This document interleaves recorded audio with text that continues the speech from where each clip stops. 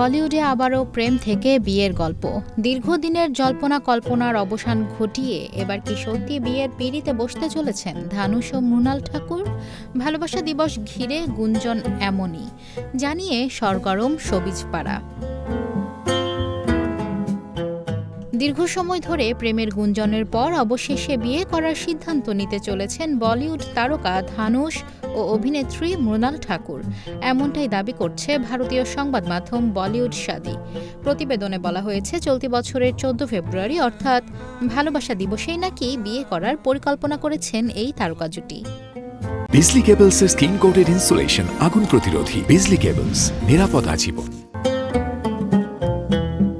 যদি এই বিয়ে সত্যিই হয় তবে মৃণাল ঠাকুরের জীবনে এটি হবে প্রথম বিয়ে। অন্যদিকে ধানুষের ক্ষেত্রে এটি হবে দ্বিতীয় বিয়ে। এর আগে অভিনেতা বিয়ে করেছিলেন রজনীকান্তের কন্যা ও নির্মাতা ঐশ্বরিয়া রজনীকান্তকে। প্রায় 20 বছরের দাম্পত্য জীবনে তাদের 2 সন্তান রয়েছে। তবে বিয়ের এই গুঞ্জন নিয়ে এখনও পর্যন্ত ধানুষ বা মৃণাল কেউই কোনো অফিসিয়াল মন্তব্য করেননি।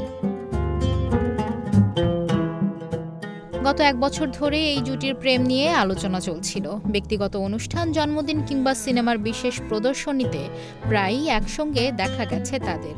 যদিও প্রতিবারই এসব দৃশ্যকে তারা ভালো বন্ধুত্ব বলে ব্যাখ্যা করেছেন এবং প্রেমের সম্পর্কের কথা অস্বীকার করেছেন। সব মিলিয়ে প্রশ্ন একটাই, ভালোবাসা দিবসে কি সত্যি 4 হাত এক হতে চলেছে ধানুষ ও মৃণালের? নিশা মাহমুদা, ইন্ডিপেন্ডেন্ট ডিজিটাল।